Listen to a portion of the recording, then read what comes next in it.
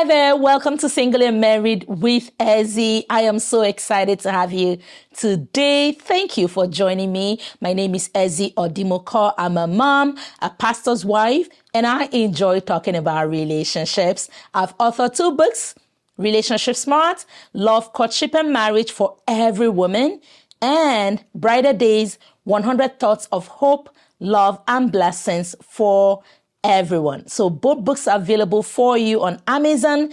Get yourself a copy, get a copy for a friend, and be a blessing. Again, thanks for joining me. Don't forget to like, share, subscribe so that we can get more people to be part of our community. Today, I want to talk about marriage myths to avoid. Marriage myths to avoid. There are many myths out there about marriage, and when people believe those, it can make marriage a little challenging for them. So number one, for the first myth I want to debunk and for you to avoid is that marriage is 50-50. You've heard that, right? People say marriage is 50-50. There is no such thing as a 50-50 marriage. If your marriage is going to be successful, you got to put in 100%. The other person also has to put in their very best. What do I even mean by that? I like to say marriage is not 50-50, it's whatever percent, whatever is needed from you to support your family, support your spouse through the season of life that they are in. And so for very successful marriages, sometimes people are putting in everything. Sometimes people are like 70-30, 60-40, 80-20. Your job is not to go out there to say, this is my contribution. No, it is to come together as a unit and make the marriage successful. So there's no such thing as a 50-50 marriage. It is you put in your very best, your 100%, the other person puts in their very 100%, and you make it work, you make it happy, you make it healthy. And when there are times the other person cannot put in their 100%, you have to increase what you do in order to carry your family through that season of life. The other one I want to talk about today, people often say, when we get married, everything will come naturally, right? Oh, I don't need to learn. It's a natural thing. It's just going to come to me naturally. That is a myth, because a lot of times what comes to you naturally is not going to be the right thing, right? Because, we're human, right? We're not perfect. And so somebody offends you, your spouse offends you, what's going to come naturally? Naturally will be to, offend the person again, right? And retaliate, right? That's what comes to you naturally, but that is not the way to make your marriage successful. So it's a myth to say, I don't need to learn. I'm just going to, go with what comes to me naturally. No, what comes to you naturally may not be correct. Truth is, what comes naturally to us is not always the right thing and can cause a lot of pain and suffering in marriage. Instead, set out to learn, right? Learn from people who have been successful, read good books, prepare so that you can have a great marriage. Another myth is, when we get married, I will change him. I will change her. If you're married, I know, hopefully you know now that you can change somebody, right? You can't even change yourself. How are you going to change somebody else, right? So that's a myth.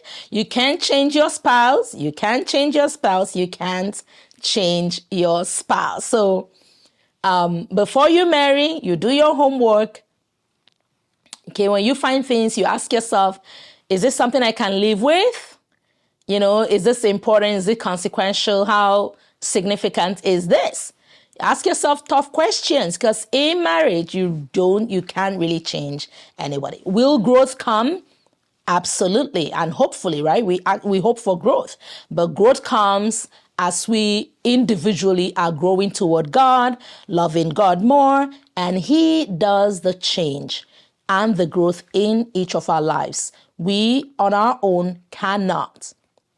change ourselves or our partners, and we should not even be trying. The last point I'm going to share with you today, this is for those who are in ministry, Christians or people serving in ministry, maybe as pastors or leaders or deacons or officers in the church. And there's a myth, because we are both in ministry, right? And our marriage will be perfect. That's a myth. Because you're human. Yes, you're in ministry, but you're also human, right? And because you're human, we're not perfect. And because we're not perfect, we're going to make mistakes. We're going to hurt each other, but we're going to learn to forgive. So that is a myth, to think that just because you are in ministry in one capacity or the other, your marriage will be perfect. No, it's not going to be perfect in a vacuum. Yes, it is good to serve and continue to serve God and learn, right? But you also have to work on your marriage. Your marriage is like a garden. You have to tend it, right? You don't just plant your garden and say, you know what, I've planted my garden, my flowers are just going to grow and I don't have to do anything. No. So you have to learn, you have to tend your garden, you have to show love, you have to show affection, you have to invest in your marriage, invest in your knowledge, invest in your partner, be kind to them, love them, care for them, right? Do things, help out in your marriage, and you begin to see your marriage blossom. So it is not enough. Don't deceive yourself. It's not enough that you are a ministry and that's on its own is sufficient to make your marriage perfect. No, that's a myth. Every marriage needs work. You got to work on it. You got to work hard on it, and you will begin to reap the fruits of a happy, healthy marriage. So I hope these few points have been a blessing for you. I have a few more. I'll share those with you next week. Marriage myths to avoid. I'll share those with you next week. So don't forget to come back to my YouTube page and watch the next episode to conclude this topic. I want to say thank you for joining me. Remember, I host a monthly marriage mentorship class.